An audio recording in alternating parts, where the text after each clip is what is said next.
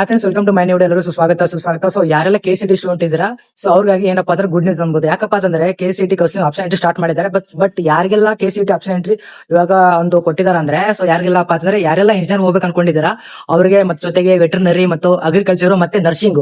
So ಏನಪ್ಪಾ ಅಂದ್ರೆ ಇವೆಲ್ಲ ಯಾವ ಕೋರ್ಸ್ ಅಪ್ಪ ಅಂದ್ರೆ ವಿತೌಟ್ ನೀಟ್ ನೀವು ಆಪ್ಷನ್ ಎಂಟ್ರಿ ಮಾಡಬಹುದು. ಸೊ ಅದಕ್ಕೋಸ್ಕರ ಏನಪ್ಪ ವಿತೌಟ್ ನೀಟ್ ಯಾವೆಲ್ಲ ಕೋರ್ಸ್ ಬರುತ್ತೆ ಆ ಕೋರ್ಸ್ ಅನ್ನು ಆಪ್ಷನ್ ಎಂಟ್ರಿ ಮಾಡಕ್ಕೆ ಒಂದು ಆಪ್ಷನ್ ಕೊಟ್ಟಿದ್ದಾರೆ. ಅದಕ್ಕೋಸ್ಕರ ಸೊ ಯಾರೆಲ್ಲ ವಿತೌಟ್ ನೀಟ್ ಆಪ್ಷನ್ ಎಂಟ್ರಿ ಮಾಡ್ಬೇಕು ಅನ್ಕೊಂಡಿದ್ದೀರಾ ಅವರು ಆಪ್ಷನ್ಸ್ ಇದೆ ಇವಾಗ. ಸೊ ನೀವು ಒಂದು ಅಪ್ಲಿಕೇಶನ್ ಹಾಕ್ಬೋದು. ಸೊ ಕರೆಕ್ಟ್ ಆಗಿ ತಾಳ್ಮೆಯಿಂದ ಮಾಡ್ಕೊಳ್ಳಿ. ಯಾಕಪ್ಪ ಅಂದ್ರೆ ಕೇಳಿದವರು ಒಂದು ಏನು ಹೇಳಿದಾರಪ್ಪ ಅಂತಂದ್ರೆ, ಸೊ ಒಂದು ನಾರ್ಮಲ್ ಆಗಿ ಯಾವುದೇ ಒಂದು ಏನಪ್ಪಾ ಅರ್ಜೆಂಟ್ ಮಾಡಬೇಡಿ, ಸೊ ತಾಳ್ಮೆಯಿಂದ ಮಾಡಿ ಅಂತ ಅಪ್ಲಿಕೇಶನ್ ಕೊಟ್ಟಿದ್ದಾರೆ. ಸೊ ಈಸಿಯಾಗಿ ಮಾಡ್ಕೊಳ್ಳಿ. ಇನ್ನೂ ಒಂದು 2-3 ದಿನ ಬಿಟ್ಟು ಒಂದು ಅಪ್ಲಿಕೇಶನ್ ಹಾಕೊಳ್ಳಿ.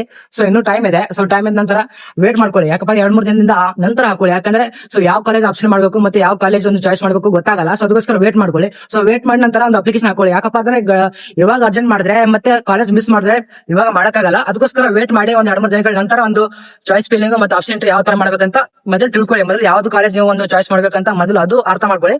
ನಂತರ ಯಾವ ತರ ಒಂದು ಕಾಲೇಜ್ ಫಿಲ್ ಮಾಡ್ಬೇಕು, ಯಾವ ತರ ಒಂದು ಕಾಲೇಜ್ ಚಾಯ್ಸ್ ಮಾಡ್ಬೇಕಂತ ನಂತರ ನಿಮಗೆ ಒಂದು ಮ್ಯಾಪ್ ಬರುತ್ತೆ. ಅದಕ್ಕೋಸ್ಕರ ದಯವಿಟ್ಟು ಅರ್ಜೆಂಟ್ ಮಾಡಕ್ ಹೋಗಬೇಡಿ. ಇನ್ನೂ 2-3 ದಿನಗಳು ವೇಟ್ ಮಾಡಿ. ನಂತರ ನಿಮಗೆ ಯಾವ ತರ ಆಪ್ಷನ್ ಎಂಟ್ರಿ ಮಾಡ್ಬೇಕಂತ ನಿಮಗೆ ಮುಂದಿನ ವಿಡಿಯೋದಲ್ಲಿ ಹೇಳ್ಕೊಡ್ತೀನಿ. ಫ್ರೆಂಡ್ಸ್, ಸೊ ಮುಂದಿನ ವಿಡಿಯೋದಲ್ಲಿ ಸಿಗೋಣ. So thank you so much.